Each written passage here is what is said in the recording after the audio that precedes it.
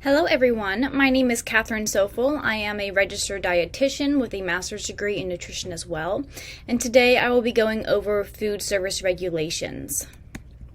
So today's course objectives are going to be going over the food regulations in regards to food service standards, food hygiene. We're going to review the FDA food code a little bit. We're going to go over food safety, food storage, cross-contamination, safe food handling, and then review some questions and answers. This course will take about 2 hours, including the question and answers, and there are 10 questions to go over. So let's get started. The general responsibilities for food service standards are the food service provided by a facility must have a designated individual responsible for total food service and the day-to-day supervision of food service staff members. They must complete an approved assisted living facility core training course or complete the food and nutrition service module of the core training course before assuming responsibility for the facility's food service. Certified food managers, certified dietary manager, registered or licensed dietitian, dietetic technician, or health department sanitarian are going to be exempt from this core training. So the general responsibilities of the administrator are going to be perform his or her duties in a safe and sanitary manner. They must provide regular meals that meet the nutritional needs and the therapeutic diets as ordered by the resident's healthcare provider. So therapeutic diets are going to be those that are going to be altered from the regular diet, such as a cardiac diet, a diabetic diet, mechanically altered diet, etc. And the administrator must comply with the food service continuing education requirements. So all managers who are responsible for the storage, preparation, display, and servings of food to the public must have passed a written certification test within 30 days after the effective date of employment. All establishments must designate in writing the food service manager or managers for each location. Establishments which serve highly susceptible populations or have 3 or more employees at one time engaged in the storage, preparation, display of food must have at least one certified manager present at all times when activities are taking place. The certified manager or person in charge to train responsibly. This is to ensure that all training of the employees under supervision and control who engage in the storage, preparation of serving food, cleaning of equipment, utensils, or contact and non-food contact services. So the certified manager or whoever the manager is responsible for the training must ensure that all employees have been trained appropriately and adequately on the services that they will be performing. For the training purposes, food service employee training must inform employees regarding basic health food protection practices and which relates to their assigned duties.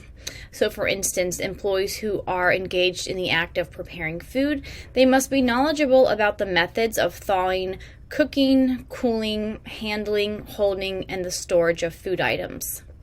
Employees who are assigned to the role of cleaning equipment must be knowledgeable about proper cleaning and sanitization methods. And then those who are responsible for maintaining the premises, they must be knowledgeable about the proper insect and vermin control methods. So the manager's responsibility is to ensure that all employees who are involved in various acts of food service have been trained appropriately on the food protection practices that are specifically designed as their role as the food service employee. The dietary standards. So the meals that are provided by the assisted living facility must be planned based on the current USDA guidelines. The residents' nutritional needs must be met by offering a variety of meals adapted to the food habits, the preferences, and physical abilities of residents, and they must be prepared through the use of standardized recipes. This is to ensure that all of the residents and individuals are consuming adequate calories, protein, minerals, and vitamins in order to reduce deficiency, and to make sure that they are able to consume foods to their liking, preferences, and promote the intake of food in general. Standardized recipes are going to be a requirement in order to ensure that recipes that are continued to be made throughout the course of the menu items are all going to be the same and provide each individual resident with the same amount of nutritional composition from a day-to-day basis. Facilities must serve a standard minimal portion of food according to the dietary reference intakes. So the portions of food must be monitored and performed again adequately, and to ensure that each individual is consuming the correct amount of food in order to meet their dietary reference and the dietary guidelines. All regular and therapeutic menus to be used by the facility must be reviewed annually by a licensed dietitian, a licensed nutritionist, or a registered dietetic technician who has been supervised by a registered dietitian. Again, this is to ensure that all the food that is being brought by residents and consumed by residents has been, meeting the current USDA dietary guidelines in order to ensure and reduce the risk of nutritional deficiencies.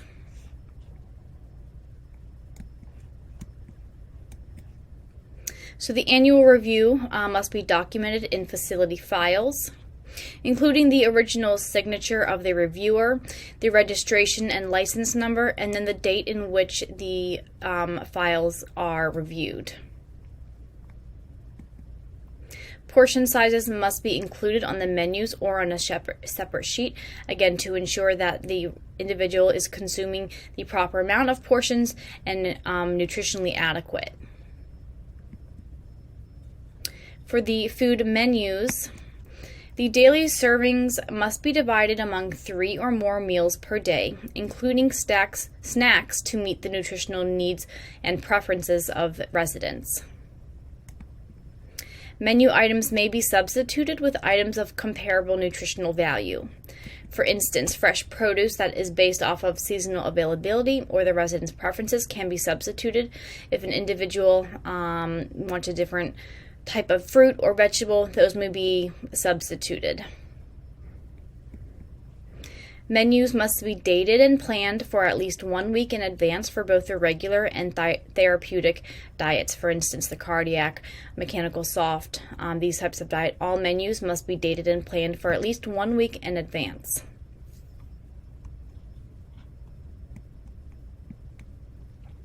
The menus must be posted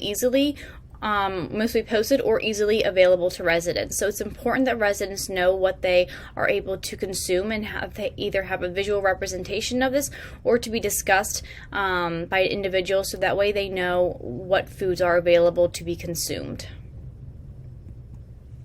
The regular and therapeutic menus with substitutions should be noted before or when the meal is served and must be kept on file in the facility for at least 6 months. The therapeutic diets must be prepared and served as ordered by the healthcare provider.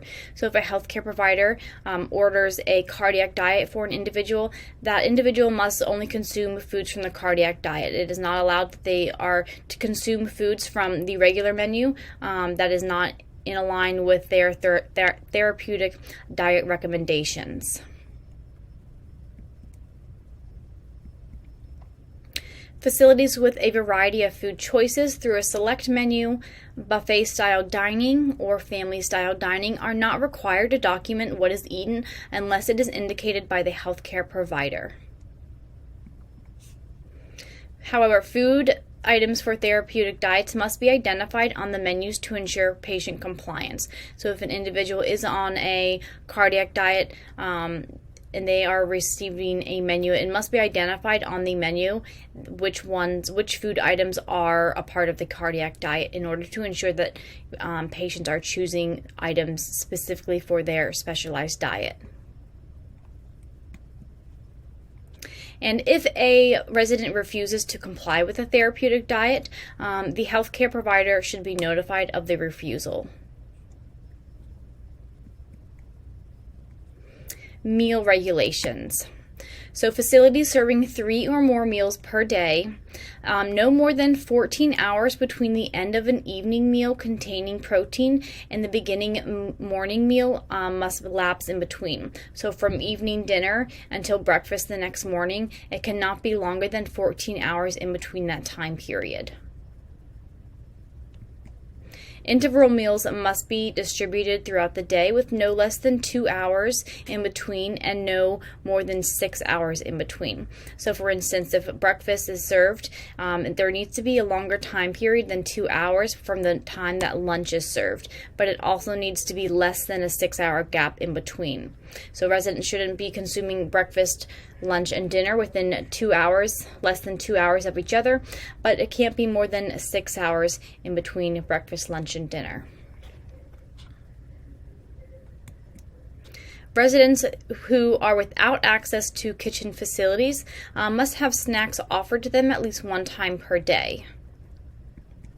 Snacks are not considered as meals for the purpose of calculating the times in between meals.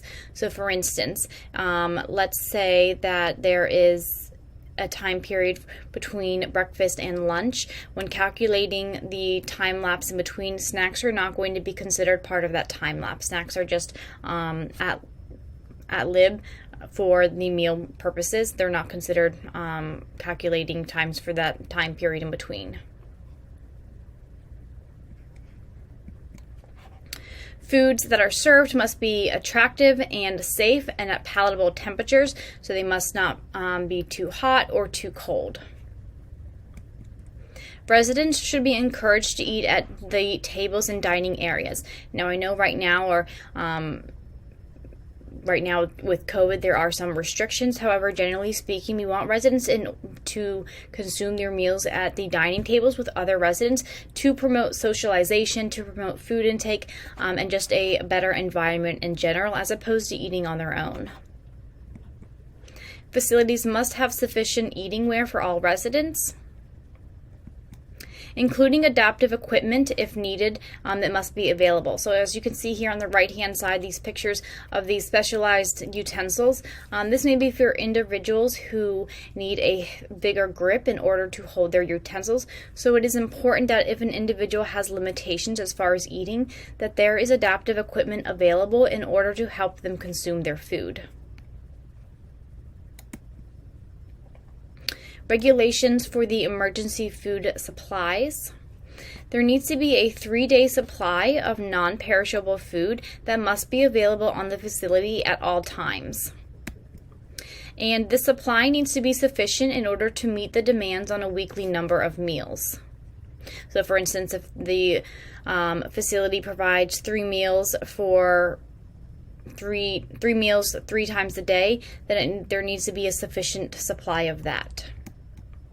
And the quantity of the 3-day supply is based off of the resident census and not the license capacity per se. So if the facility can hold 200 people, the facility does not necessarily need to have 200 day supply, but they need to have the number of residents. So if there's 170 residents currently, the facility must have, at least 170 3-day supplies of food. And the food supply must be consistent of foods that can be stored safely without refrigeration. So there's this non-perishable food items that have to be available only.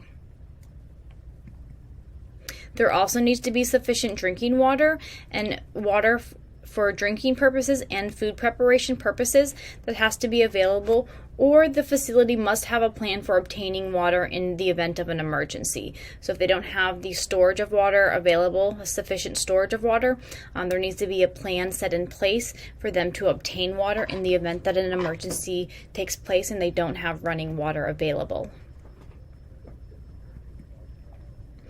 So regulations regarding food hygiene.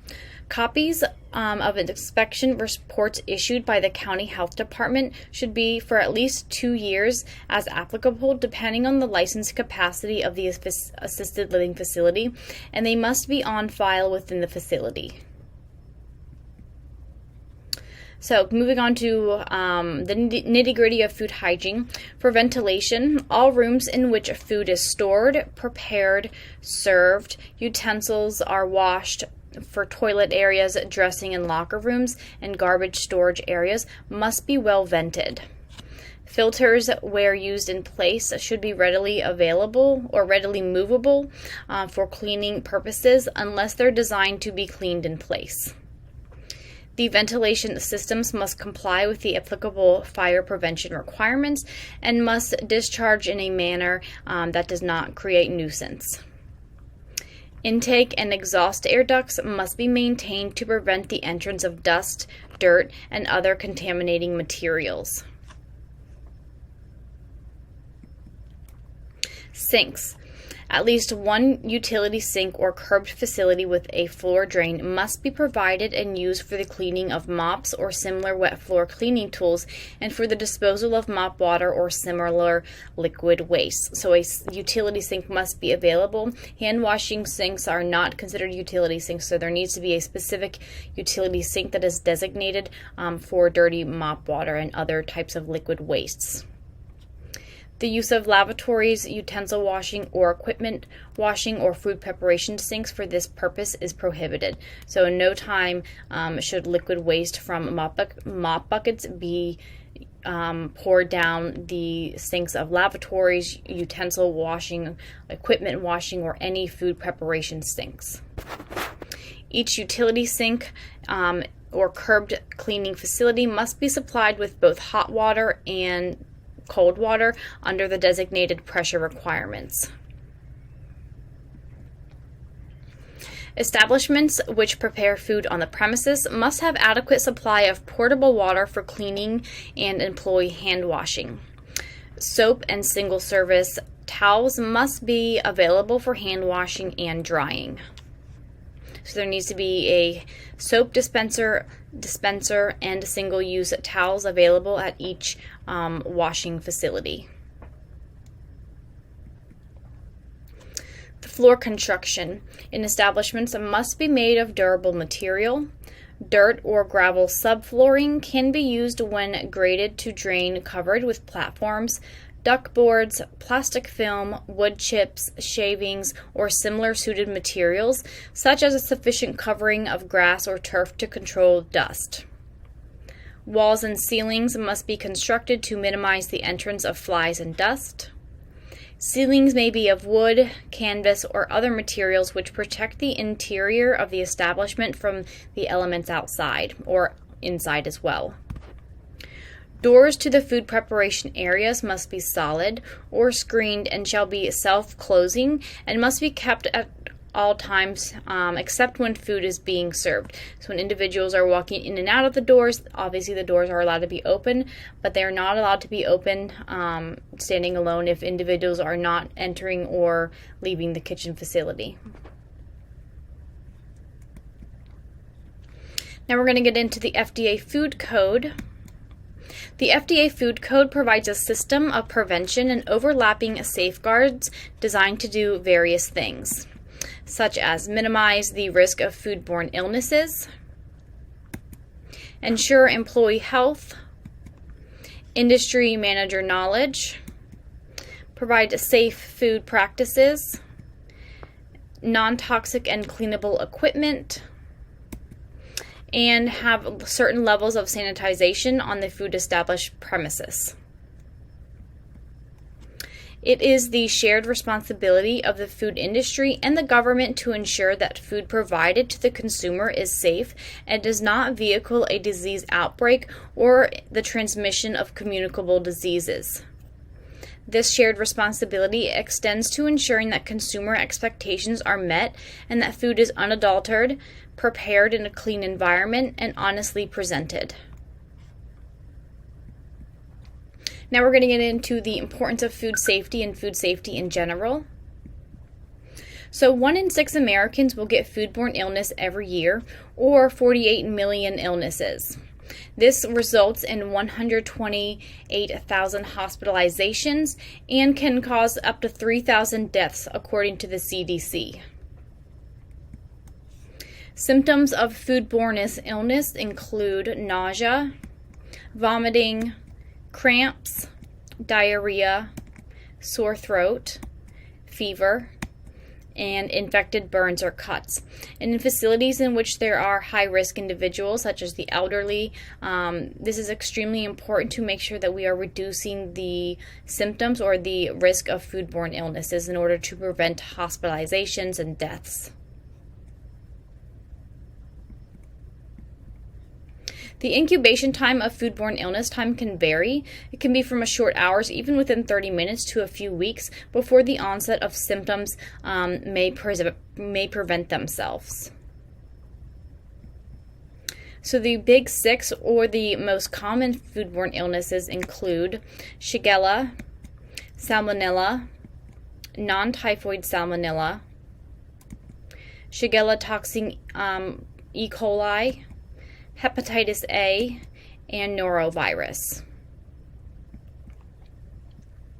So now getting into food service. When food service is contracted by the facility, meaning when food is brought in from an outside place, the facility must ensure that the food contracted meets the dietary standards and is adequately protected upon delivery to the facility. So for a facility that does not prepare their own food on site, if it is contracted from outside, the facility still must make sure that the food meets the dietary standards, that is, meets the USDA criteria, and that the food is going to be adequately protected, time temperature control, and again reduce the risk of foodborne illnesses or contamination.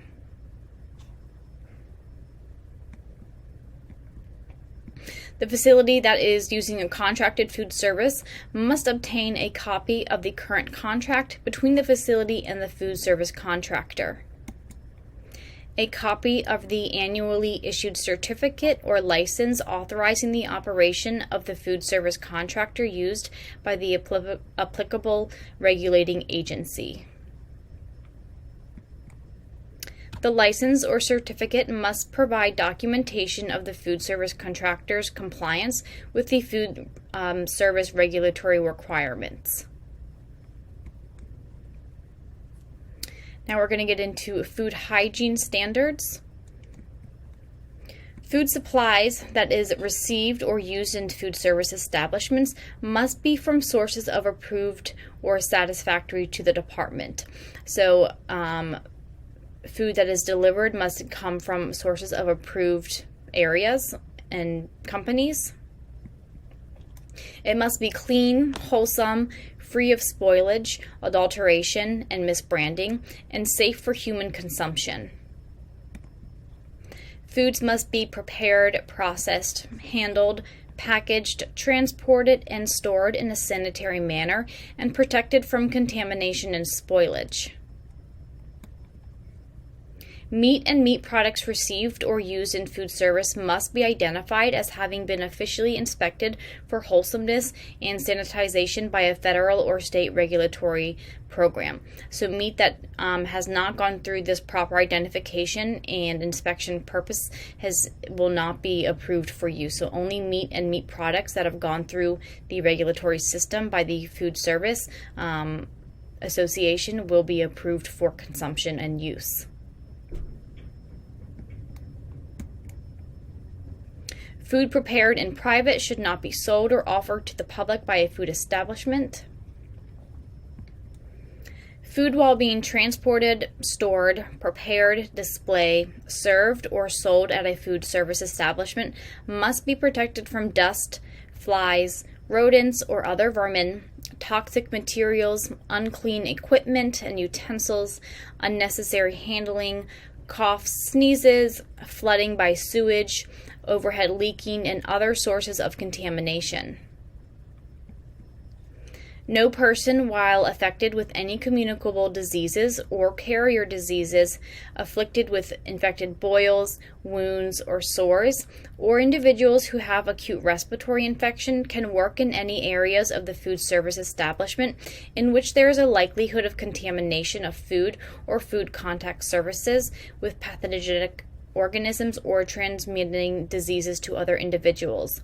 So if an individual has the flu virus, for instance, an acute respiratory infection, that individual is not going to be permitted to work during the time of illness. An individual with an infected wound will not be allowed to handle food. Again, could potentially spread their infection to the food, to food contact services, or to other individuals. So these individuals will not be allowed to work in the food service establishment to reduce the risk of contamination of food. The food service department must be notified immediately if management of food service suspects that an employee has contracted a communicable disease or become a carrier of disease that can be transmitted by food service operation. So if a manager suspects an employee may be ill or have a communicable disease, they must notify the food service department.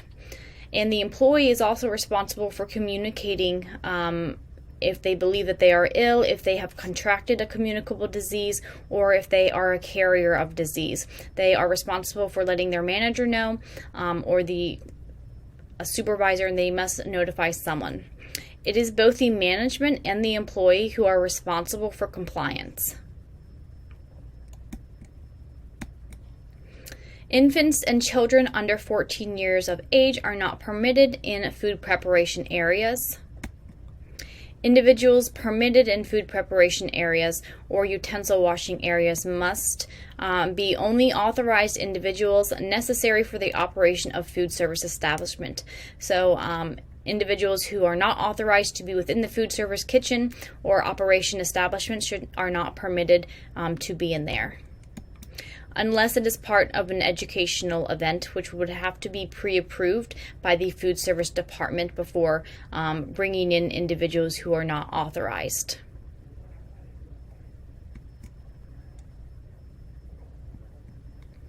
Moving on to food equipment and utensils. Food service establishments must have equipment and utensils designed, constructed, located, installed, and maintained and operated permitted with full compliance. Equipment must be used for the sole purpose of food preparation and activities of the food service establishment. So for instance, any type of equipment must only be used for within the food service establishment. It can't be used for other areas that are not for the sole purpose of food operation. Sinks used for preparation of food shall not be used for any other purpose. So I mentioned this earlier. Hand washing sinks are not an appropriate sink for food preparation of washing fruits and vegetables, and neither are utility sinks. These are not appropriate for food preparation. Hand washing sinks, food preparation sinks, and utility sinks need to be separate and only provide the purpose of a single job.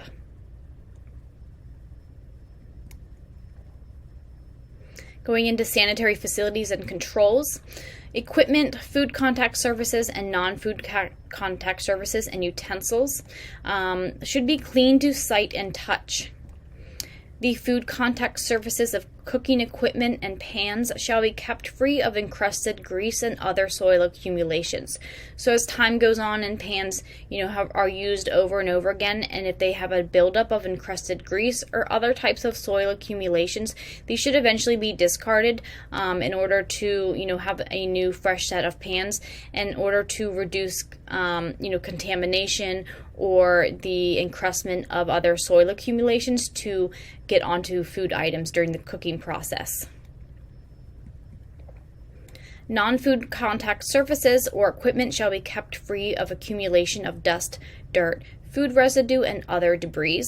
So for instance, food contact or equipment that is not necessarily used for the act of cooking or preparation in general still needs to be kept clean. So for instance, the storage areas or on top of any other type of storage units, it needs to be kept free of dust, dirt, and residue in order to prevent contamination.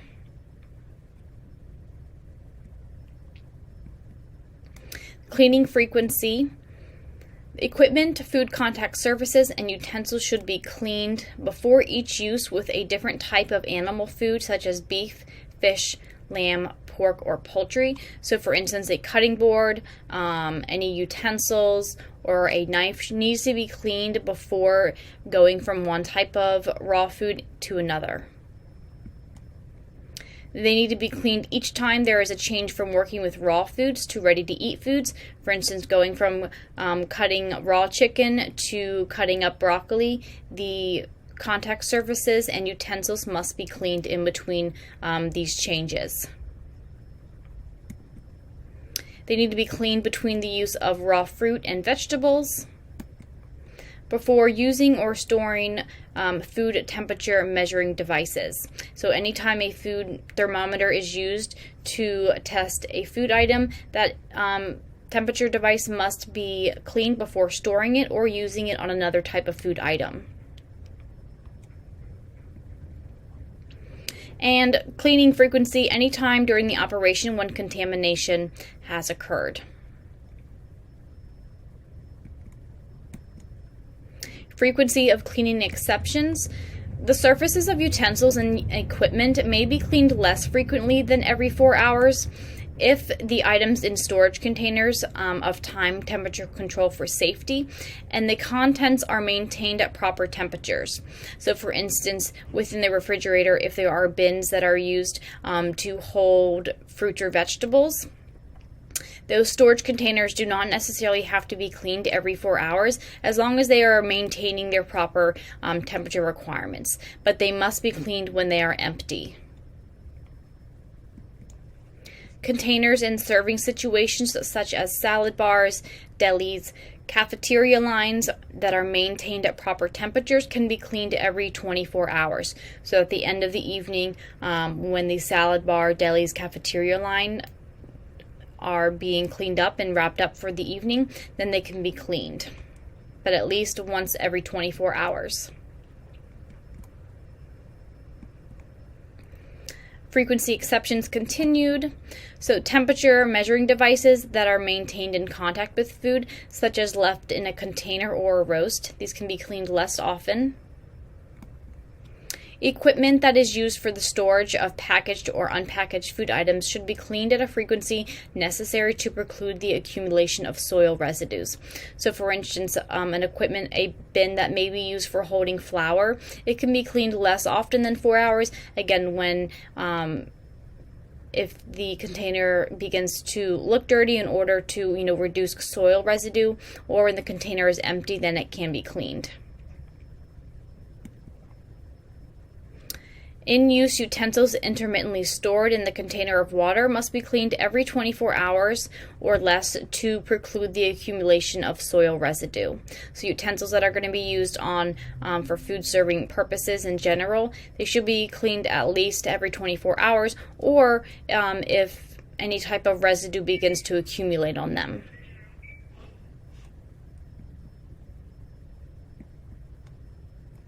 Utensils and equipment not used in time temperature control for safety can be cleaned less frequently than every 4 hours and shall be cleaned anytime a contamination has occurred. So if that particular utensil has been used from one food item before using it onto another food item, it should be cleaned. If it has fallen on the ground or any other type of contamination, it should be cleaned immediately. And the cleaning for iced tea dispensers, consumer self-service tongs, scoops, ladles, etc. can be cleaned less frequently. They can be cleaned at least every 24 hours. But again, cleaned more frequently in order to prevent accumulation of any type of residue or anytime contamination has occurred. Before restocking consumer self-service equipment and utensils such as condiment dispensers and display containers. So condiment dispensers can be cleaned less frequently than every 4 hours. They should be cleaned, regularly in order to prevent accumulation of items. Equipment such as ice bins, beverage dispensing nozzles, and enclosed components or equipment such as ice makers, cooking oil storage tanks, distribution linens, beverage and syrup dispensing linens or tubes, coffee bean grinders, and water bending equipment can be cleaned less than every 4 hours as well. Kitchen and tableware should be cleansed and sanitized. Utensils should be handled, displayed, and dispensed so that the contamination of food and the lip contact surface is prevented. Knives, forks, spoons that are not pre-wrapped shall be presented so that only the handles are touched by employees and by the consumers if consumer self-service is provided. So when handling forks, knives, and spoons, only the handles of the utensils shall be touched. Sponges. Sponges may not be used in contact with cleaned and sanitized in-use food contact surfaces. So sponges are a harbor of bacteria and viruses, and they are not a good cleaning item to use on contact surfaces such as cutting boards or countertops.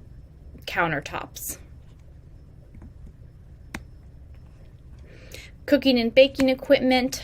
Food contact surfaces shall be cleaned every 24 hours, with the exception of hot oil cooking and filtering equipment. The cavities and doors seals of microwave ovens shall be cleaned every 24 hours per the manufacturer's procedures. Non-food contact surfaces shall be cleaned necessary to preclude the accumulation of soil residues. So again, cleaning to sight and touch. For equipment and utensil drying, drying should be done after cleaning and sanitizing equipment and utensils. Equipment and utensils must be air dried or used after adequate draining. Equipment and utensils should not be dried with a towel, as this may increase the risk of cross-contamination. So even if the towel is a clean towel, paper towels, anything like that, those are not approved sources of drying agents, as they may have residue on them and increase the risk of cross-contamination. So over here on the right-hand side, only drying, air drying is going to be an approved source of a drying method. Now these are the 5 steps for cleaning and sanitization. The first step is going to be to scrape or remove food bits from the surface. So it's important before you begin to wash the surface that you get off as much residue from the surface as possible. So you can use a cleaning tool such as a nylon brush, a pad, or a cloth towel. Once the food bits are removed from the surface, then you can move on to washing.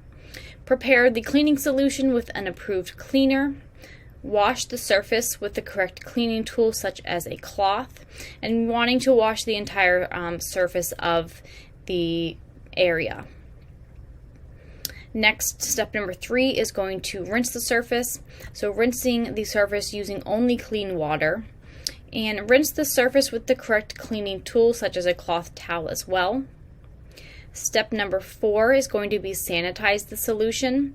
So using the correct sanitizing solution, prepare the sanitizer concentration per the manufacturer's requirements. So it's important that when creating this sanitization bucket, the amount of sanitizing solution and water and the temperature of the water is per the manufacturer's requirements in order to get the correct ratio of water to solution. Next, using the correct tool such as a cloth towel to sanitize the surface. And when sanitizing, you want to make sure that the entire surface has come in contact with the sanitizing solution. After the sanitizing solution has been wiped on the entire surface, then you would allow the area to air dry. You do not want to dry this with a cloth towel or paper towel. Again, can increase the risk of cross-contamination, so it's very important that after sanitizing, you let that surface dry just to the air alone.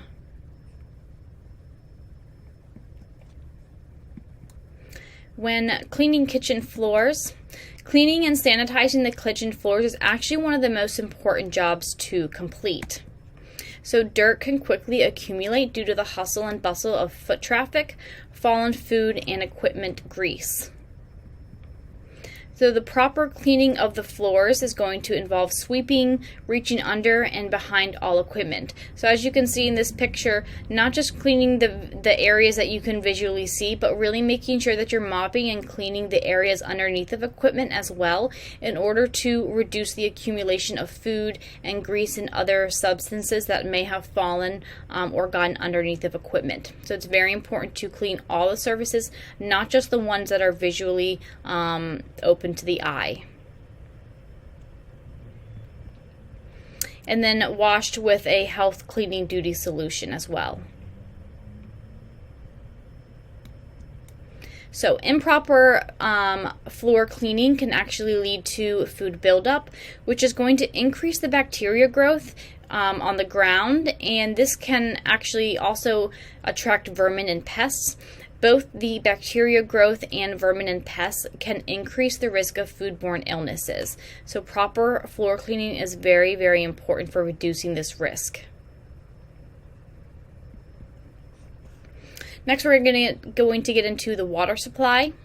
The water supply present at the facility must be adequate and of safe sanitary quality from an approved source. Hot and cold running water under pressure must be provided in where food is prepared and where equipment and multi-use utensils are being washed. Next, we're going to get into sewage disposal. Sewage must be disposed of in a public sewage system or another approved sewage in accordance to the law. A direct connection may not exist between the sewage system and the drain originating from the equipment in which food, portable equipment, or utensils are placed. So there needs to be a gap in between the connection of the sewage and the drain.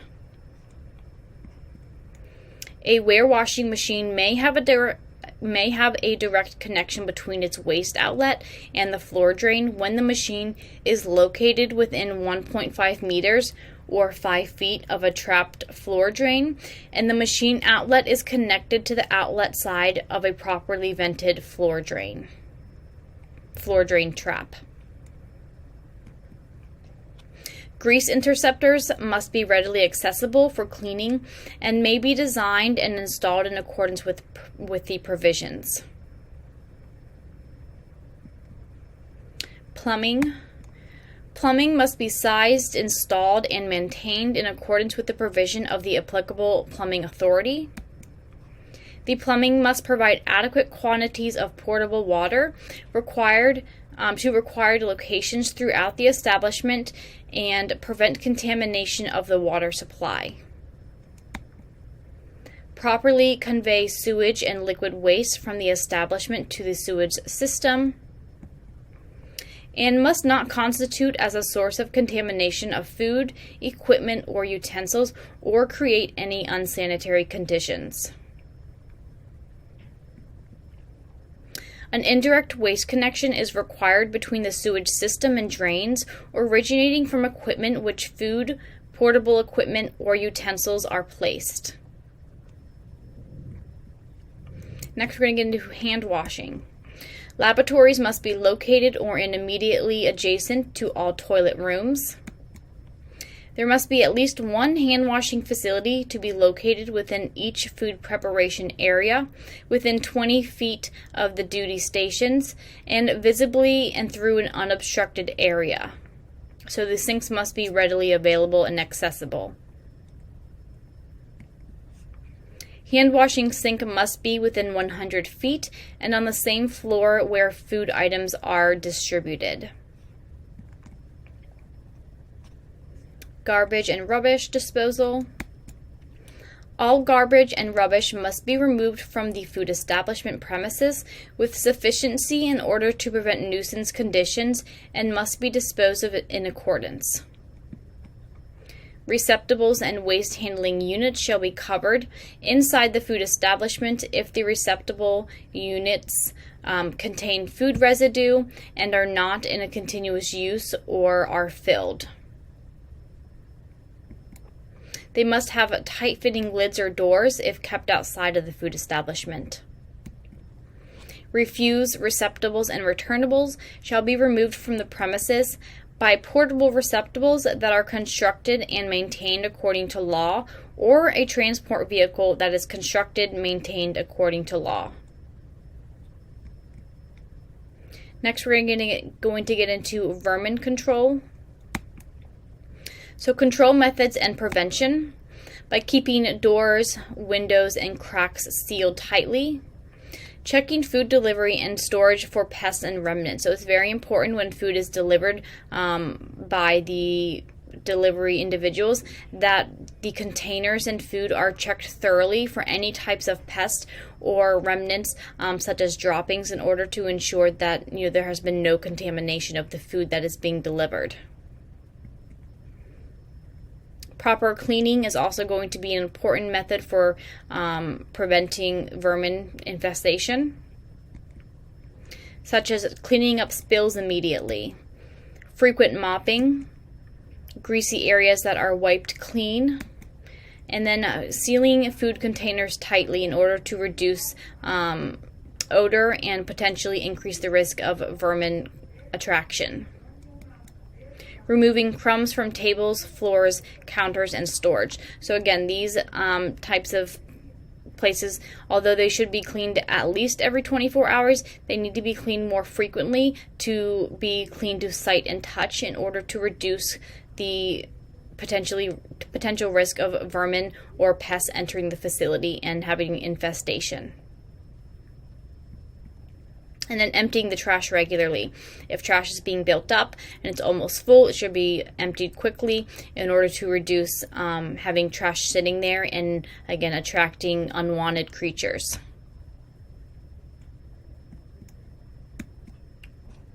The ways that vermin enter, frequently having doors open. So another important reason why doors of the food service establishment must be self-closing and be closed except when someone is entering or going.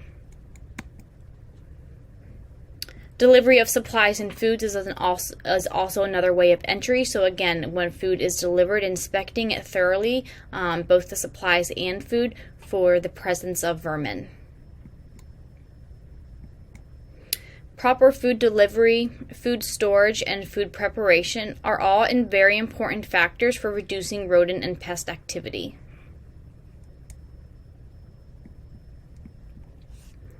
So in the event that there is a insect breakout, rodent baits shall be contained, covered, and tamper-resistant. Powdered pesticides may not be used in food service establishments.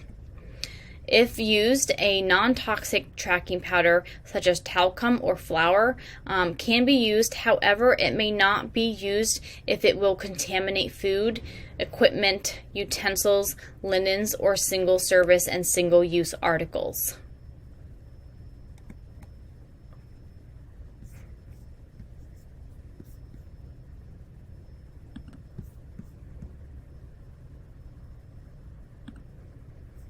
Next, we're going to get into food safety, and some of this information is going to be things that we've already discussed, but in more detail and depth.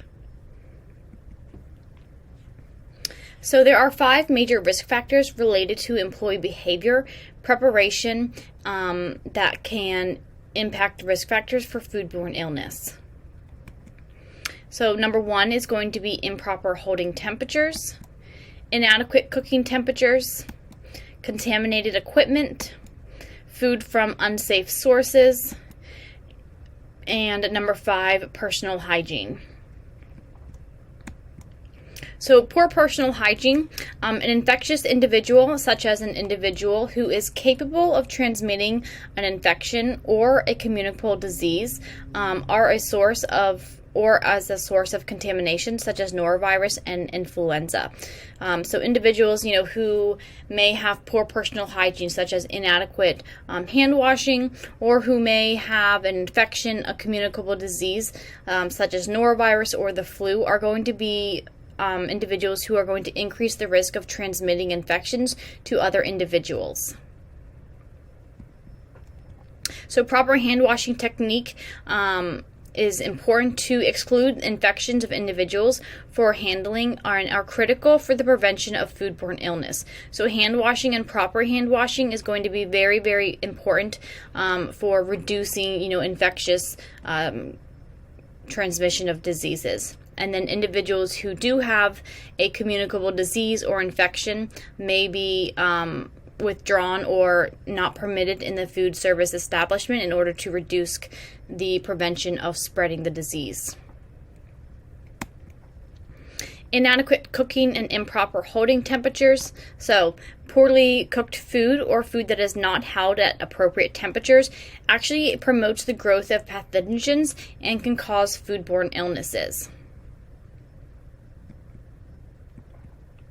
Contaminated equipment can become contaminated in various ways, such as poor personal hygiene. So if an individual has raw meat juices on their hands and they are going around the kitchen touching equipment or other types of food items that are not going to be cooked, this can potentially spread salmonella, which may have been in that raw chicken. So again, important to wash hands appropriately. If food is spilled on your jackets or clothing that could be contaminated, such as chicken juice, raw eggs, it's important to change your clothes and to make sure that you are reducing the spread of contamination. Improper sanitization is also another way in which equipment can be contaminated. So if a cutting board is not cleaned and sanitized appropriately, it may still harbor bacteria that can be spread to the next food item that is prepared or chopped on that cutting board. Contact with raw food, such as poultry, eggs, and meat.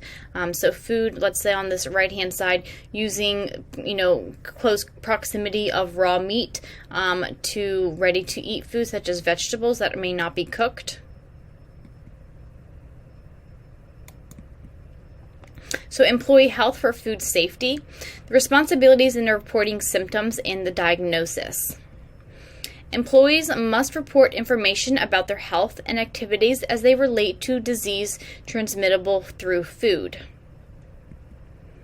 So in order to report their symptoms and their health, they must inform their manager, a supervisor, or anyone of an authoritative position within the food service department.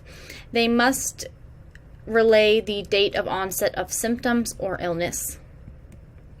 If an individual has been diagnosed with a communicable disease, but they don't have symptoms, they are still required to inform the food department of their diagnosis, even if they are symptom-free.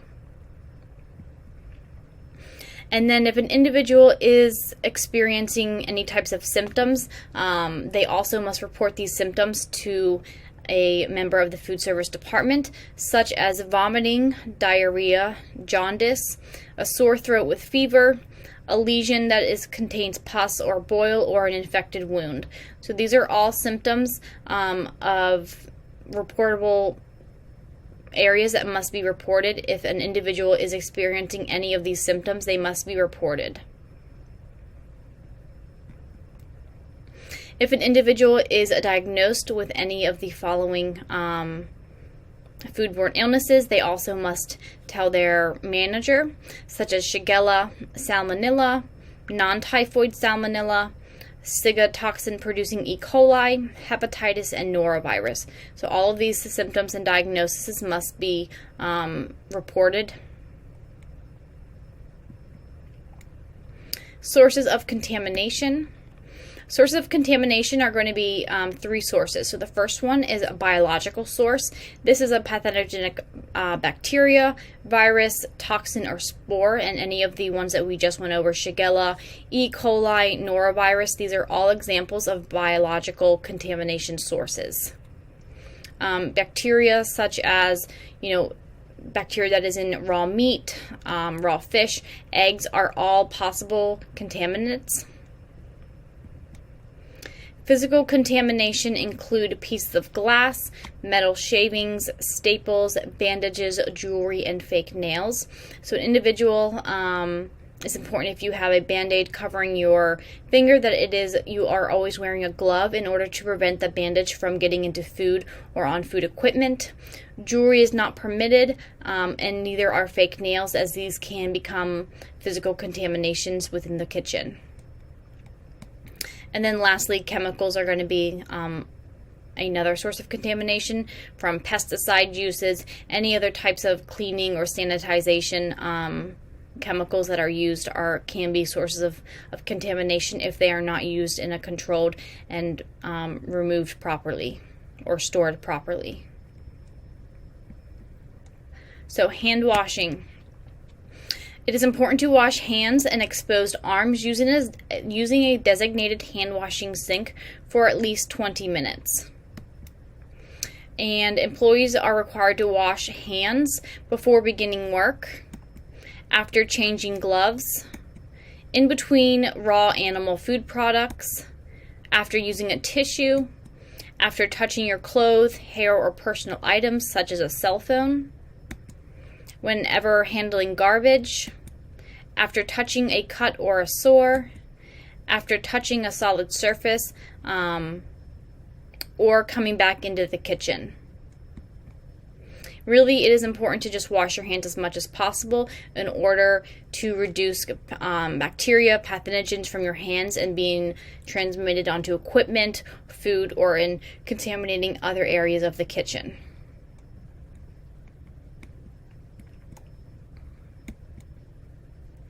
So maintaining clean conditions.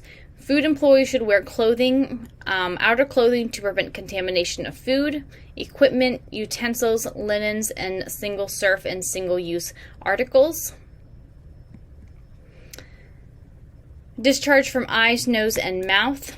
Food employees experiencing persistent sneezing, coughing, or runny nose that causes discharges from the eyes, nose, or mouth may not work with exposed food, clean equipment, utensils, and linens, or unwrapped single or single-use articles. So to prevent contamination by employees, employees should not contact exposed, ready-to-eat foods with their bare hands. It is important to use suitable utensils such as a deli tissue, spatula, tongs, single-use gloves, or dispensing equipment. So for instance, when handling deli meat, it is important to not touch the deli meat with your raw hands, using a deli tissue, a tong, or some other type of equipment to touch that food item.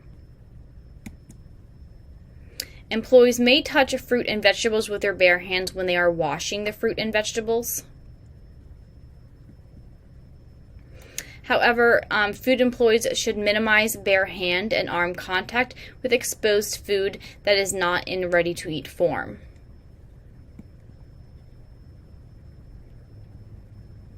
So cross-contamination.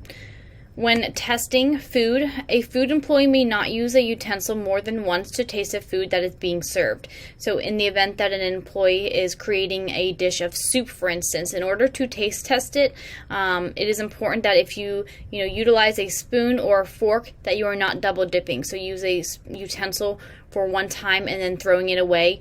Do not dip that utensil once it has come in contact with your mouth or body, to have that food utensil touch the food again. Packaged or unpackaged food, it is important to separate, package, and segregate. So food shall be protected from cross-contamination by separating raw animal foods during storage, preparation, holding, and display from raw, ready-to-eat foods such as fruit and vegetables. So raw animal food should not come in contact with raw, ready-to-eat foods like fruits and vegetables. Raw animal food should not come in contact with cooked, ready-to-eat foods such as casserole, hard-boiled eggs.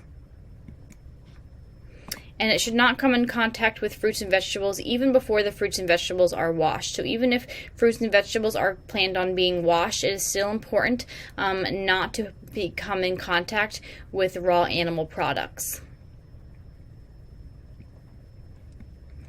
Food safety. So except when combined as ingredients, separating types of raw animal foods from each other, such as beef, fish, lamb, pork or poultry during the storage, preparation, and holding by display, by using separate equipment for each type. So as you can see here on the right hand side, it's important to use a separate cutting board, knife, and even using separate counters for preparing any different types of food. Arrange each type of food in equipment so that cross-contamination from one type with another is prevented. So not holding foods in equipment in the same equipment storage. And then it may also be beneficial to prepare each different type of food at different times or in separate areas within the kitchen. So, preparing raw meat and vegetables next to each other is not going to be okay. We want to prepare these either at different times or in separate areas of the kitchen in order to prevent contamination from the raw animal products onto any of these non-animal products.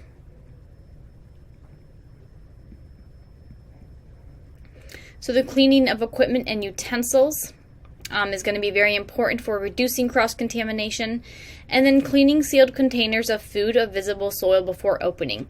For instance, if a can has some sort of residue on it, for instance, if it has any type of visible dirt or residue, it's important to clean the top of the can before using a can opener to open it up, or else there is a possibility of the soil residue entering the can of food, and that could be a potential hazard. Food storage. Food storage containers should be identified with the common name of food. Working containers that are holding food such as cooking oils, flour, herbs, potato flakes, salt, spices, and sugar should be labeled. So for instance, on the right hand side here, we have food storage containers that are identified with the name of the item. That way we know which foods are being held in which containers.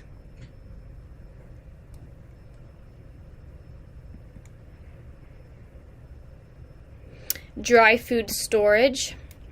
Dry food storage is an area or room designed for storage of dry goods, such as single-service items, canned goods, packaged or containerized food items that are not potentially hazardous, time temperature control for safety foods. The dry food storage area needs to be clean, dry, controlled temperature and humidity. Food stored in bins, such as flour or sugar, may be removed from their original packaging and stored in food storage bins. Again, those bins must be labeled with the food item name.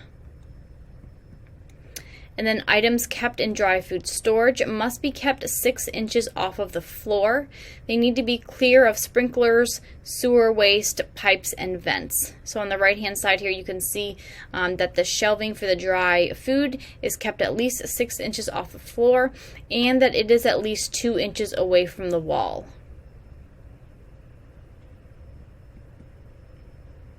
The basic practices for dry food storage: manage the receipt and storage of food, remove food items not safe for consumption, keep dry food products in enclosed containers, and rotate supplies. So FIFO is one method for food rotation. First in, first out. So the food items that are the oldest are going to be the ones that are used first, and then the newest food items are going to be rotated into the backup supply and used last. Refrigerated storage. Inadequate temperature control can actually promote the growth of bacteria. Foods must be maintained at or below 40 degrees unless otherwise specified. Foods must be maintained at a temperature that keeps the food frozen solid. Foods in walk-in refrigerators should be stored at least 6 inches off of the floor. So taking a look at this thermometer, the danger zone for food, which increases the bacteria and pathogenic growth, is going to be between 40 degrees and 140 degrees. So it's important that food that is time temperature and handling of food must be, refrigerated and at freezer and refrigerator temperatures that are going to reduce the risk of being in the danger zone.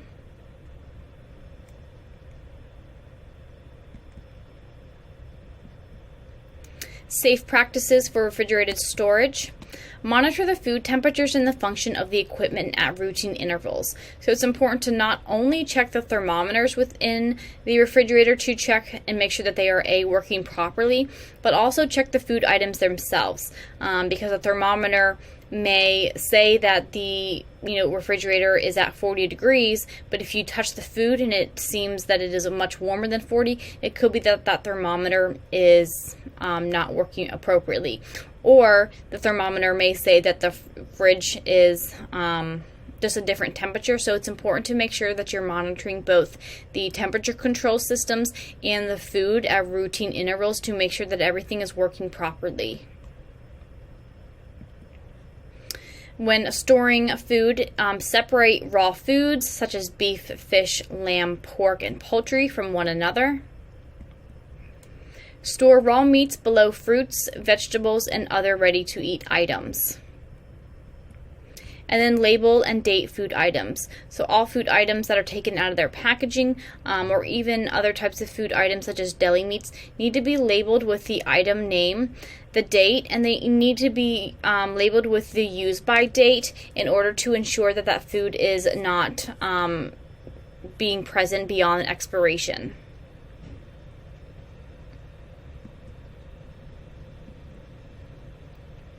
So food should be inspected for safe transport and quality when it is received.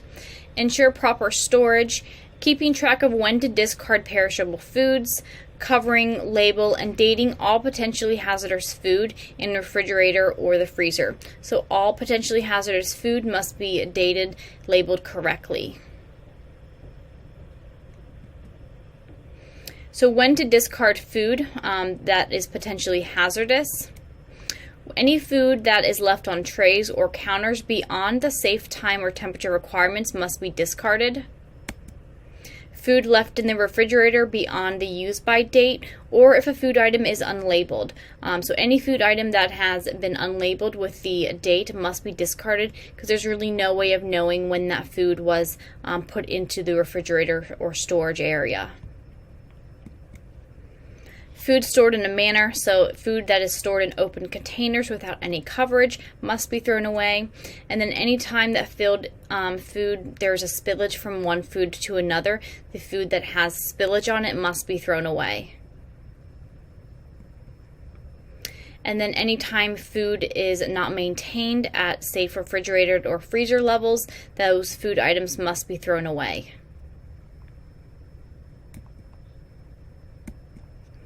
So cross-contamination is the transfer of harmful bacteria to food or other foods, cutting boards, utensils, and equipment.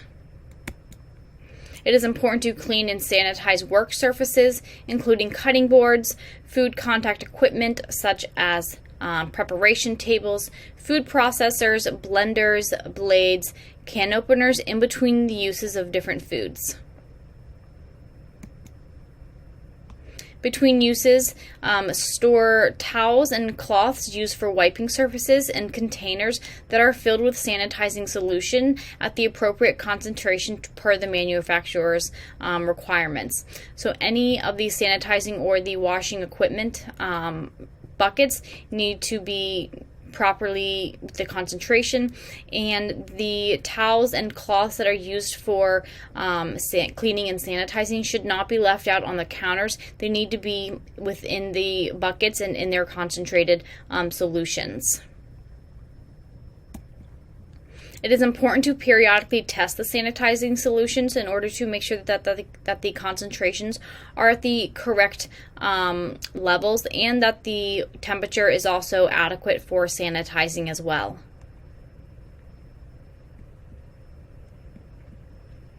So safe food preparation. There are several steps to control and monitor in order to prevent foodborne illness. So first, by identifying potential hazards in the food preparation process and adhering to critical control points in order to reduce the risk of food contamination and thereby minimizing risks.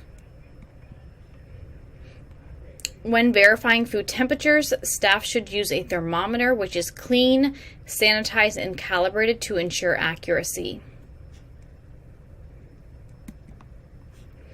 There are several factors which influence the growth of bacteria. The first factor is going to be foods that are potentially hazardous foods and time temperature controlled for safety foods.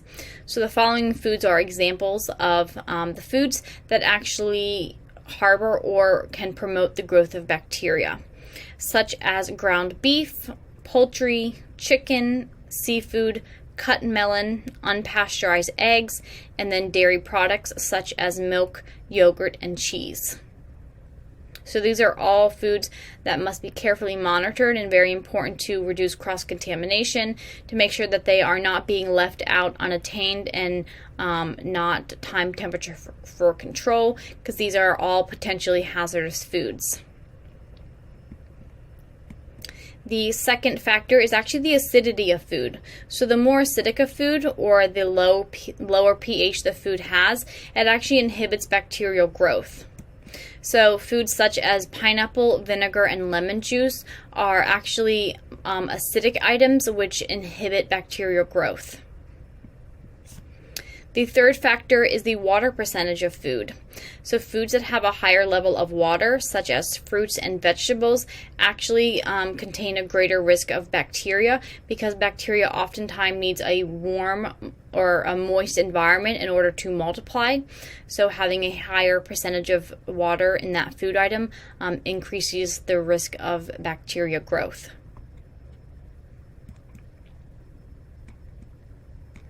And then lastly, number 4, time and temperature control. So the longer the food remains in that danger zone of 41 degrees to 140 degrees, this increases the risk of pathogen growth. So bacteria and pathogens actually thrive in the temperatures between 41 to 140 degrees. So minimizing the time in which food is in this danger zone is critical in order to reduce the growth of pathogens and bacteria. Bacteria multiply, like I said, in an environment within the danger zone of 41 to 140 degrees.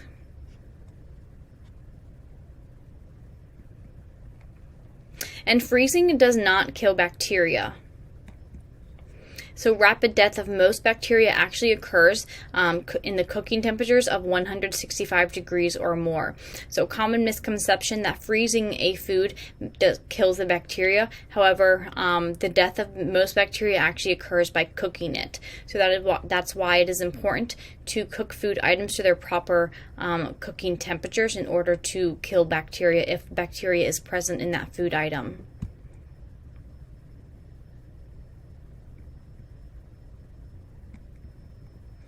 So food safety, first we're going to get into thawing. Thawing in the refrigerator is fine in a drip-proof container and in a manner that prevents cross-contamination. So thawing meat in a plastic wrap is not a great method of thawing, because it can potentially drip any of the content onto the floor, onto the surface within the refrigerator. So it's important that when thawing in the refrigerator, you use it, or you place those food items in a drip-proof container in order to prevent dripping of the food.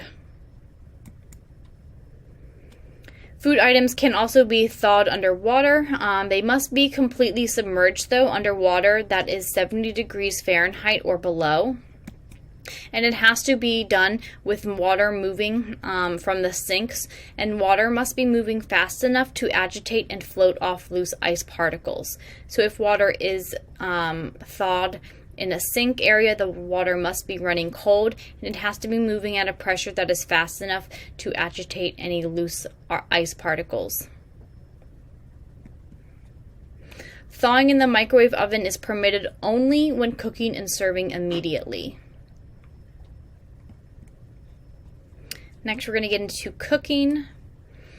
Final cooking temperatures are critical in preventing foodborne illness by killing dangerous organisms or inactivating them. So the final internal cooking temperature of food items are going to be, for poultry and stuffed foods, 165 degrees needs to be the internal temperature for those food items in order to make sure they are cooked thoroughly. Ground meat and eggs that are held for service must be cooked to an internal temperature of 155 degrees Fahrenheit. Fish and other non-fish meats are going to need to be cooked to 145 degrees Fahrenheit. Fresh, frozen, or canned fruits and vegetables that are held for hot holding need to be cooked to an internal temperature of 135 degrees Fahrenheit. When microwaving foods, foods that are microwaved must be rotated and stirred during the cooking process so that all equal parts reach an internal temperature of 165 degrees Fahrenheit.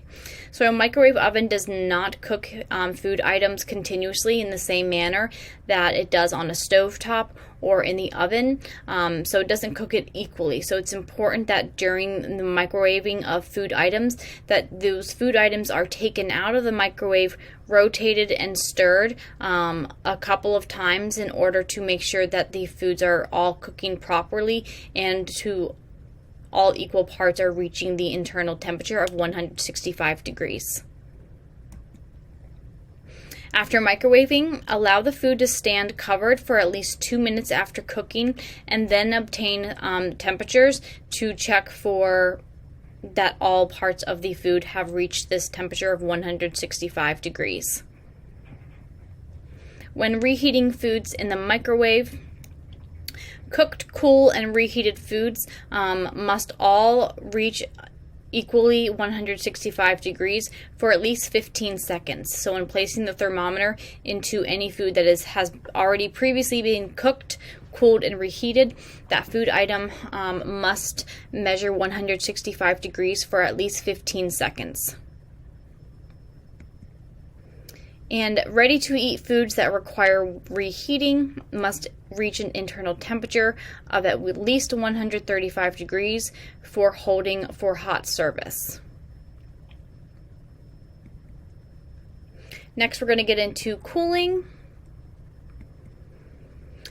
Cooling. Improper cooling is actually a major risk factor for causing foodborne illnesses. Cooked, potentially hazardous foods are subject to time temperature control for safety and are best cooled rapidly within 2 hours from 135 degrees to 70 degrees Fahrenheit. And then there is an allotment of an additional 4 hours to reach 41 degrees. However, the total time for cooling from 135 degrees to 41 degrees Fahrenheit should not exceed 6 hours. So when cooling large or dense foods, such as roasts, turkeys, soups, stews, legumes, and chilies, these foods may require interventions in order to cool more rapidly. For instance, placing foods in shallow pans, cutting roasts into smaller portions and breaking up the overall bulk size of the food item, and then utilizing ice baths, so placing foods in containers and then placing those food containers in ice baths in order to cool down more quickly, and then stirring your food items more periodically in order to break up the food items and disperse the temperature of the foods more evenly throughout and decrease the length of time for cooling in general. Tightly covered hot food containers may cause longer cooling time because you are retaining the moisture and the air temperature within the food containers. So just be cautious that if you are cooling food in tightly covered containers, that it may take longer and you may need additional interventions such as splitting the food up into smaller, more shallow pans, stirring periodically. Next, we're going to get into freezing of food. So parasite destruction actually does happen with freezing. Raw marinated, partially cooked or marinated, partially cooked fish shall be frozen or stored at -4 degrees Fahrenheit or below for a minimum of 7 days in the freezer, or fish can be frozen at -31 degrees Fahrenheit or below until solid, and then stored at -31 degrees for a minimum of 15 hours. Or fish can be frozen at -31 degrees Fahrenheit or below until solid and stored at -4 degrees Fahrenheit or below for a minimum of 24 hours. So for parasite destruction, there is a certain amount of time in which the food must be frozen solid in order to ensure that the parasite is destructed, and at a specific temperature that the food reaches in order to make sure that it is the parasite, any potential parasites are destructed and killed. Time temperature control for safety. So for hot and cold food items holding, time and temperature control for safety foods shall be maintained at 135 degrees Fahrenheit or above, and at 41 degrees Fahrenheit or less. Eggs must be stored in a refrigerator equipment of at least 45 degrees or less. Ready to eat, time, temperature control for safety food, and date marking. So refrigerated, ready-to-eat foods prepared and held for more than 24 hours must be marked to indicate the date or day by which the food should be consumed or discarded when held at a temperature of 41 degrees Fahrenheit or less for a maximum of 7 days. So food needs to be date and labeled if it is going to be held for more than 24 hours. Food labeling. Commercially processed foods that are open and held cold must be dated with the date or day by which the food shall be consumed, sold, or discarded. For instance, deli meats, cheese, yogurts, chicken salad, egg salad, macaroni and cheese, dairy products, and foods like these that are commercially processed must be dated with the date or the day by which the food shall be consumed, sold, or discarded. Ready-to-eat time temperature control for safety foods shall be discarded if they exceed the time and temperature combination. So if a food has been left out for extended period of time, or the time of which they are in the danger zone exceeds the limitations, they must be discarded. If the food item is not labeled or dated, if it is missing the date or the day, it must be discarded.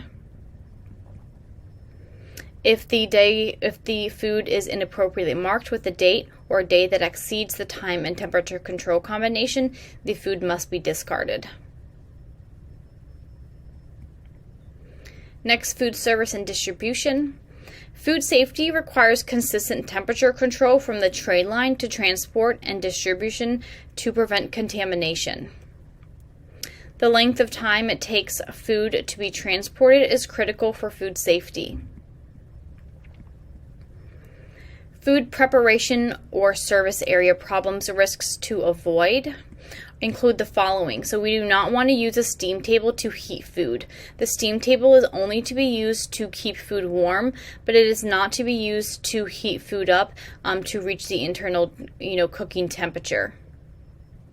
So food that is brought to the steam table must have already been cooked and reached the final cooking temperature before it is brought to the steam table. We want to avoid holding food in the danger temperature between that 41 to 135 degrees Fahrenheit, as that is the danger zone for pathogenic growth and bacteria growth of foodborne illnesses. We want to avoid using soiled or dirty utensils and dishwater that is not clean or fresh. We want to avoid handling food with our bare hands. So either using gloves, utensils, some type of equipment, and reduce handling food with our bare hands. Foods on the tray line should be monitored periodically throughout service, checking for proper hot and cold temperatures. Foods that are held at improper holding temperatures must be discarded.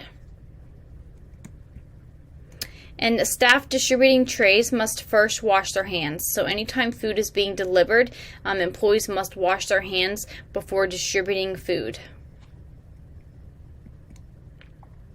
Staff also must wash their hands after collecting soiled plates and food waste. So when delivering and collecting plates, it's important to not contaminate these two items. So plates being delivered must be on separate carts than soiled plates or used food items, and important to wash hands after collecting soiled plates or any other type of food waste. Like I mentioned earlier, cross-contamination is the transfer of harmful bacteria to food from other foods, such as cutting boards, utensils, equipment. And cross-contamination is common when handling raw meat, poultry, or seafood, as these food items are harbors of bacteria and parasites that can potentially cause foodborne illness. So it's very important to keep these items away from already cooked or ready-to-eat foods and fresh produce. During food storage, in order to prevent cross-contamination, you want to place raw meat, poultry, and seafood in containers or sealed bags to prevent the juices from dripping onto other foods. Items should be placed in a fridge arranged by cooking temperatures. So the cooking temperatures of storage or the storage of foods are arranged by their cooking temperatures. The foods that require the highest cooking temperatures should be placed on the bottom shelves, and then the foods that either don't require cooking temperatures to reach an internal temperature need to be placed on the top shelves.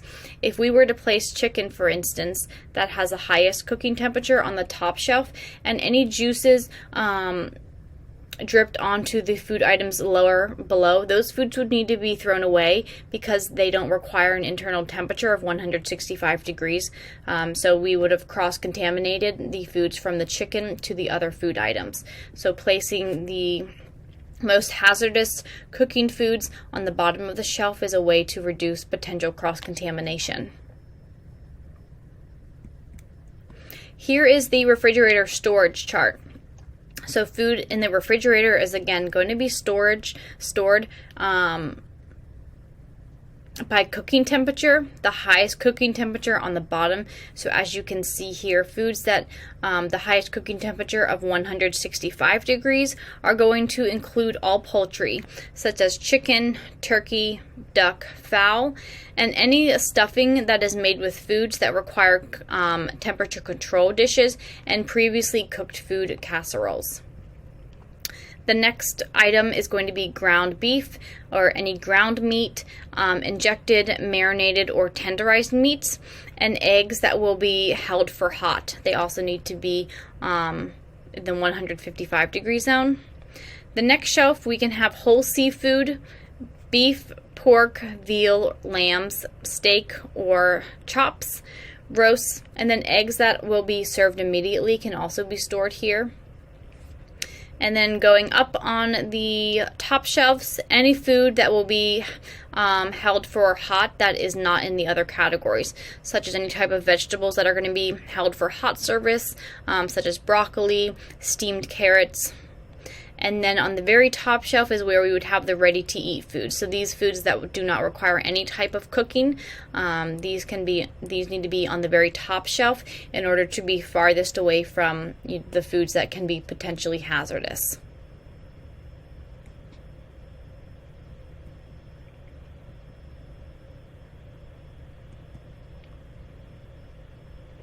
So separate types of raw animal foods from each other, such as beef, lamb, fish, pork, poultry during storage, preparation, holding, and display. So it is important to use separate equipment for each types of these food items in order to prevent cross-contamination. Arranging each type of food and equipment so that cross-contamination of one another is prevented.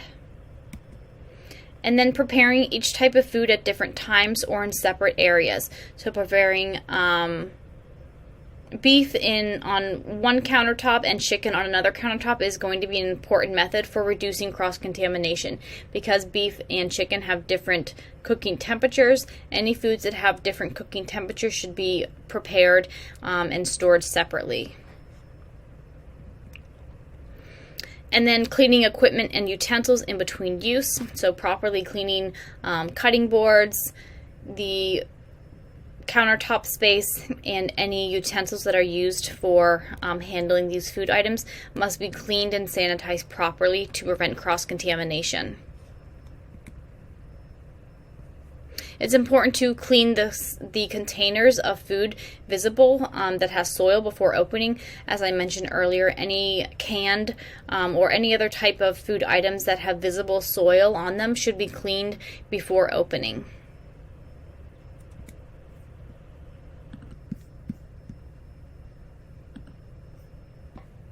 So when preparing foods, hands must be washed and surfaces must also be washed very often in order to reduce cross-contamination.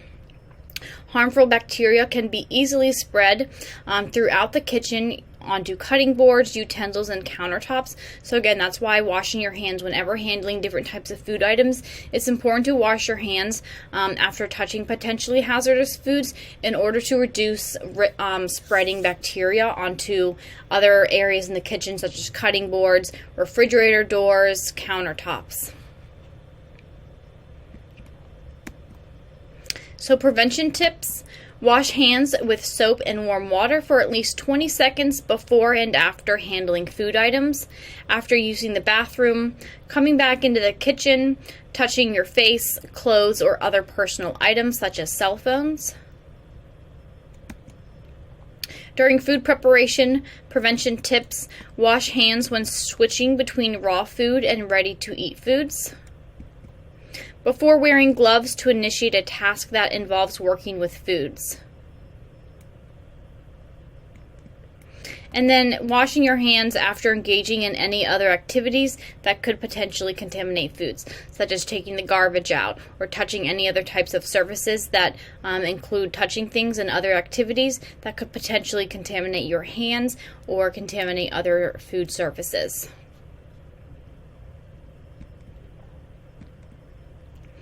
Wash cutting boards, dishes, and countertops with soapy hot water in the sanitizing solution after preparing each food item and before moving on to the next food item. Cloths that are used in wiping food spills shall be maintained dry.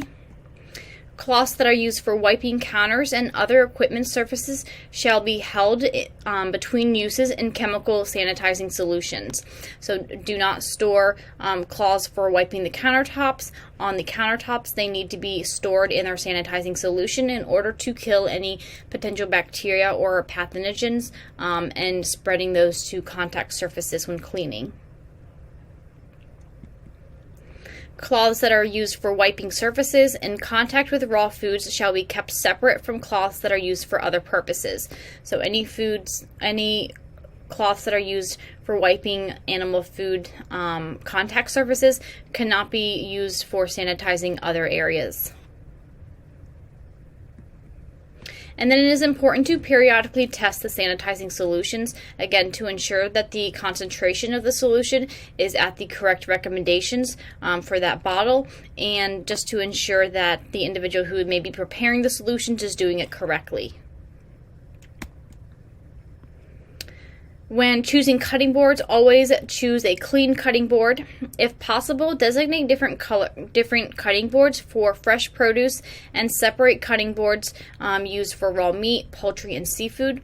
So having color-coordinated cutting boards is an easy way to make sure that foods are only being designated for a specific color cutting board in order to further prevent the risk of cross-contamination. And any cutting boards that are excessively worn or develop hard to clean grooves should be replaced, as these can be harbors of bacteria if they're unable to be cleaned and sanitized properly. When marinating foods, this should be done in the refrigerator, not on the countertop. If we are marinating foods on the countertop, the food could potentially reach the temperature in the danger zone of that 41 to 135 degrees. So it's important that marinating foods is done in a time temperature control environment. Any sauce that is used to marinate raw meat, poultry, or seafood should not be used on cooked food items unless that marinade is boiled prior to using. When serving food, always use a clean plate. Never place cooked food back on the same plate or cutting board that previously held raw food. Food single-service containers and food contact surfaces must be protected from the elements of dust, dirt, insects, rodents, and other contaminants while being transported. So for instance, foods that are being transported to an individual, they should be covered in order to prevent dirt, dust, or any other type of contaminants.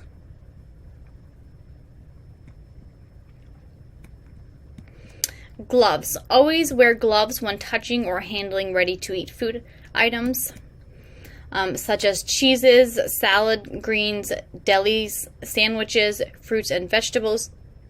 It is important to wear gloves as these are ready-to-eat foods and they will not be cooked in order to prevent pathogens or bacteria. So ready-to-eat foods should only be handled while wearing gloves. Cooked foods such as chicken tenders, roasted vegetables, and baked potatoes should only be handled when using gloves and using the appropriate equipment to handle them. Single-use gloves should be used for one task only, such as working with ready-to-eat foods or raw animal foods. So when going from touching raw to eat foods, it is important to change your gloves before touching raw animal foods, or vice versa. Touching raw animal foods and then touching ready to eat foods, you must change your gloves, wash your hands in between. Gloves should be discarded when damaged, soiled, or when interruptions occur. So if you are pulled from a task while you are wearing gloves to do something else, again, important to change your gloves once you are back to doing your specific task. Put on a new pair of gloves. Cloth gloves may not be used in direct contact with food unless that food will be cooked as frozen or primal cuts of meat. So cloth gloves are going to be harbors of bacteria and pathogens, so they are not to be used in direct contact with food. And then hands must be washed before putting on gloves. So continued safe food handling tips on the prohibited re-service of food. Foods may not be served under the following conditions. So any food that is served to patients who are under contact isolation, quarantine, or protective environment isolation precautions. If food is brought into their room, the food is not able to be served to another individual. It is not able to be reheated. It must be discarded. It can't be used again. Packages of food from patients or other consumers should not be reserved to persons in protective environment isolation precautions. So for instance, a packet of ketchup that is brought to an individual who may be in isolation precaution, if they do not utilize that packet of ketchup, it is not able to be served to somebody else. It must be thrown away. Returned food and reservice of food. Food that is unused or returned by patients may not be offered to other patients. A container of food that is not time temperature control for safety may be offered to another patient if the food has been protected from contamination and the container is closed in between uses. Foods such as crackers, salt, pepper, packets, or any other condiments that are unopened in their original containers and maintained in good condition may be used to be provided to another individual.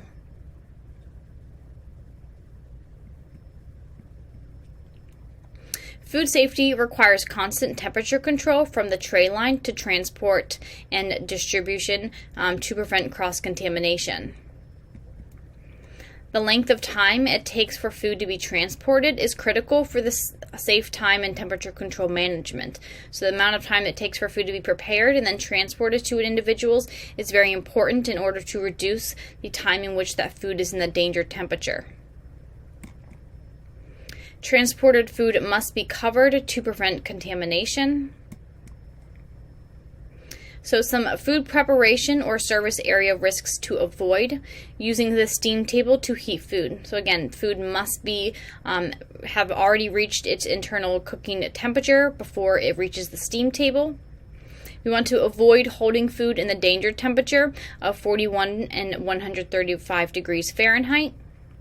Want to avoid using soiled, dirty, or utensils and dishwasher, and then handling food with bare hands.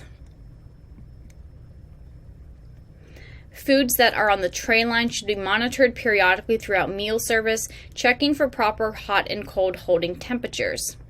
And thermometers should be used to check food. Temperatures should be cleaned, sanitized, and calibrated in between uses to ensure the accuracy. So using a thermometer to check a meat dish, it needs to be cleaned and sanitized before it is used to check another food item. Foods that are held in improper holding temperatures must be discarded, and staff distributing trays must first wash their hands properly, and then they also must wash their hands after collecting soiled plates and food waste. Next, we are going to get into the practices of food handling. So there are 4 steps, much of which we've already gone over, but this is more maybe a little bit more detailed. There are 4 steps to food safety. The first step we're going to go over is clean. Number 2 is separate. 3 is cook, and then final chill. So the first step is going to be cleaning your hands. So like I said, 20 seconds of washing your hands. The first step is going to be to wet your hands with water, hot water. Number 2, lather with soap. You want to scrub your hands thoroughly in between your fingers, underneath of your fingernails, up through your arms as well. And then rinse your hands with hot water. And then lastly, dry your hands using only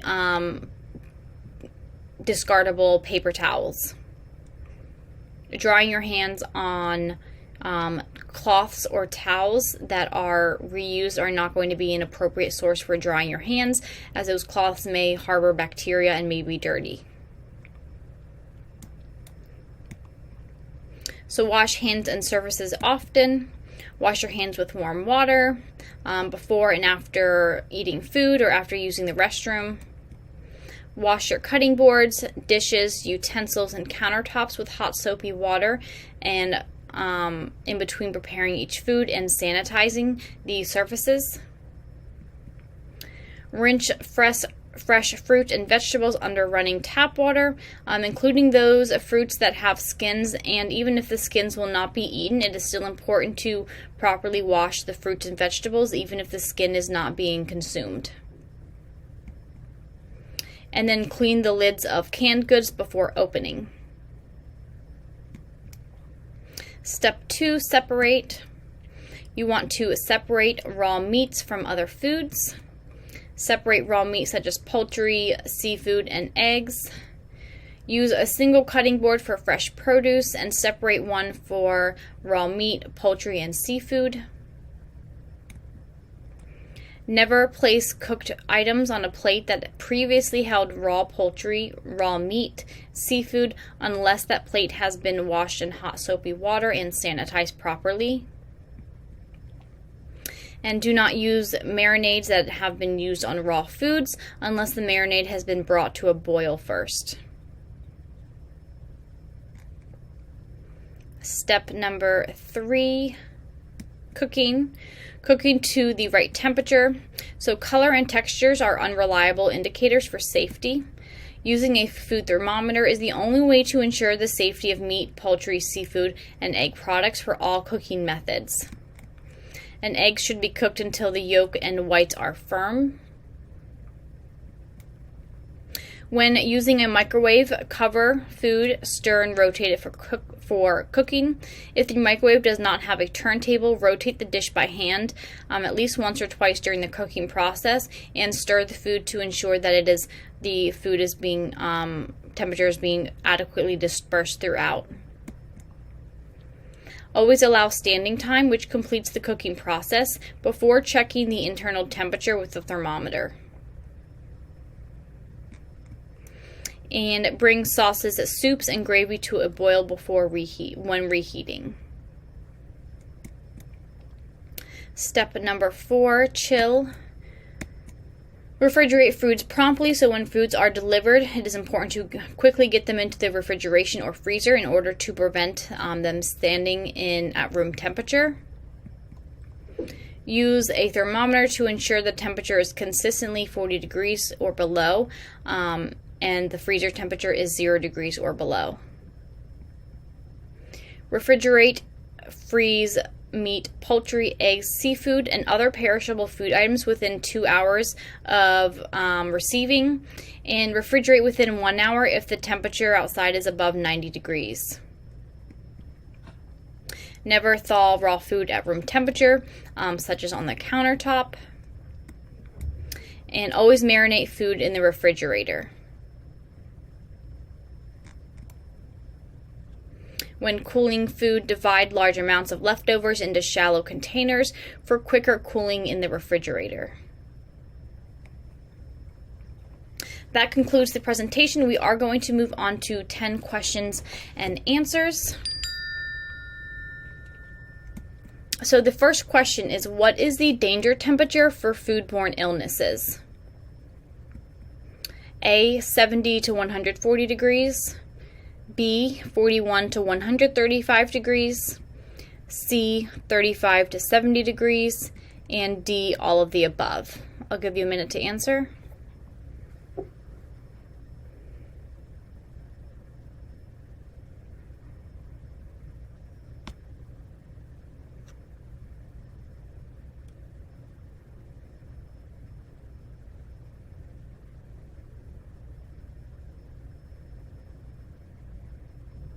So the answer is B, 41 to 135 degrees Fahrenheit is that danger zone for foodborne illnesses.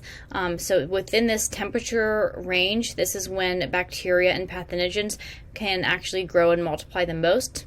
So important to reduce food being held within these temperatures.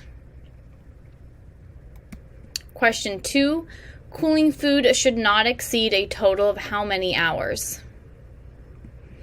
A, 2 hours, B, 4 hours, C, 5 hours, or D, 6 hours.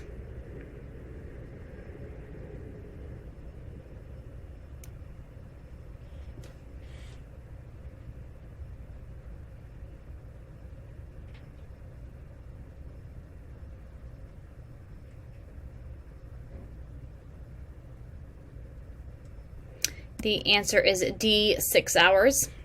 So food that is being cooled should not exceed 6 hours in total for the cooling process.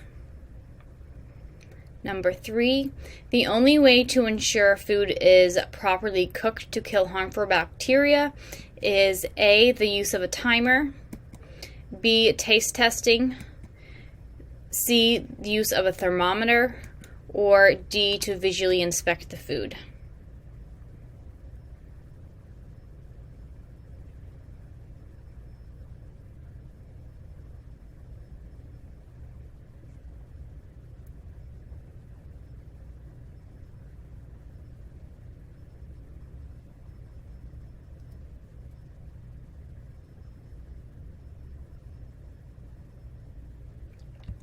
The answer is C, using a thermometer is the only way to ensure that food is cooked properly.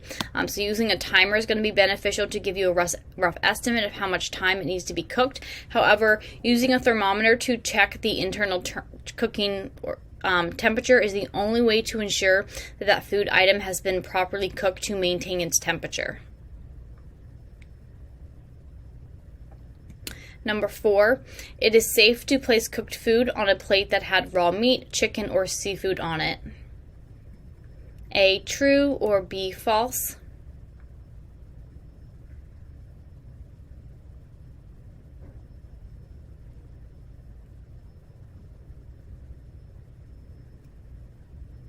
The answer is B, false. Food that is cooked should not be placed on a food that previously had raw meat, chicken, or seafood on it, as those juices could contaminate the cooked food.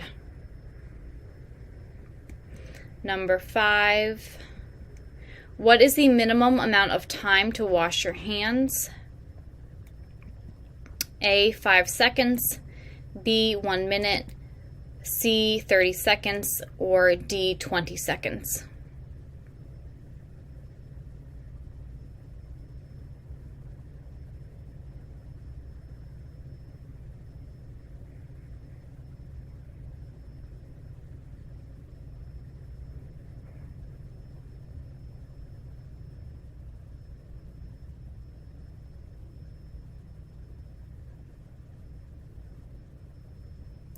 The answer is D, 20 seconds is the minimum amount of time to wash your hands in order to kill any bacteria or viruses on your hands.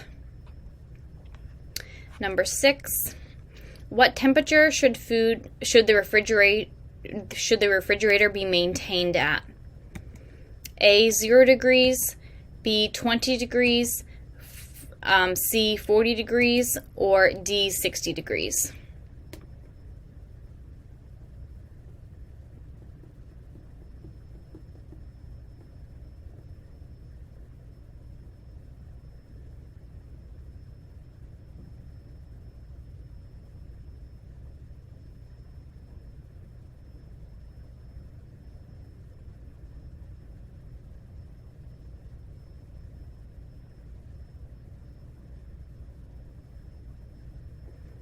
The answer is C, 40 degrees is the temperature in which the refrigerator should be maintained at. Remember, the time temperature danger zone is 41 to 135 degrees, so the refrigerator needs to be maintained below 41 degrees. Number 7, how many days of emergency food supplies of non-perishable food items should be available on hand at all times? A, 3 days, B, 1 day, C, 5 days, or D, 7 days.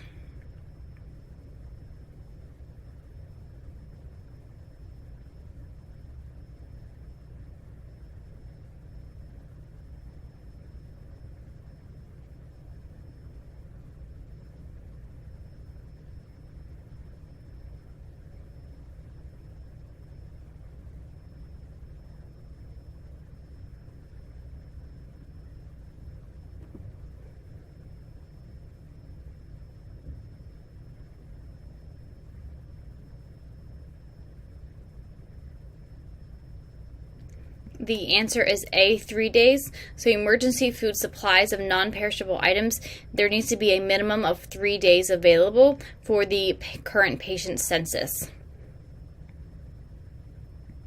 Number 8, in what order should food be stored to prevent cross-contamination, starting from the bottom shelf to the top shelf? A, ready-to-eat foods, vegetables, raw meats, raw chicken. B, raw chicken, raw meat, vegetables, ready-to-eat foods. C, raw meat, raw chicken, ready-to-eat foods, and vegetables. And D, fruit, ready-to-eat food, raw chicken, or raw meat.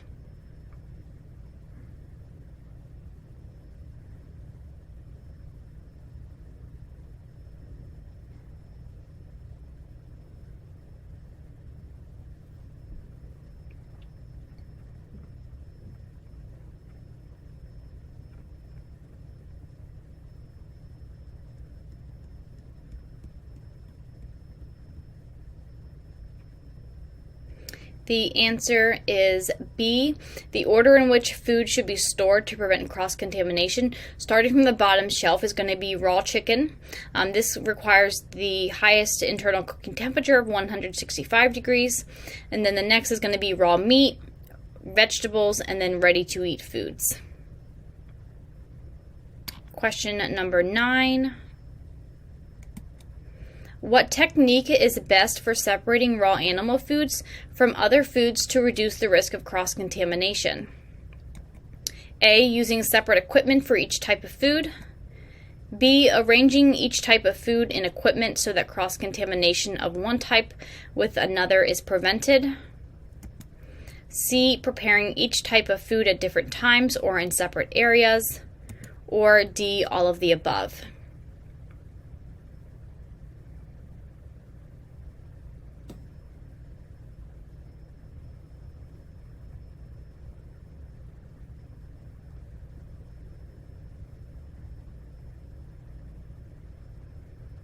So the answer is D. All of the above are techniques for separating raw animal foods, using different equipment such as different cutting boards and knives, arranging the food and equipment so that cross-contamination is prevented, so different equipment, and then preparing each different type of food at different times or in separate areas such as different countertops.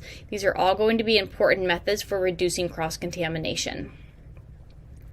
And last question, number 10. Utensils and equipment should be dried using what method? A. Air dried. B. Wiped with clean cloth. Or C. None of the above.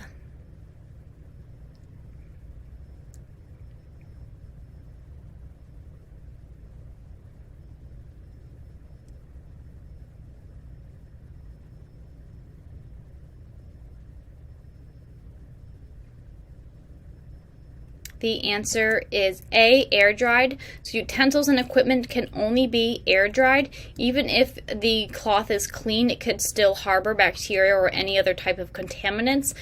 So items should only be air dried in order to reduce any type of contamination. And that concludes today's presentation. Thank you so much. Have a wonderful day.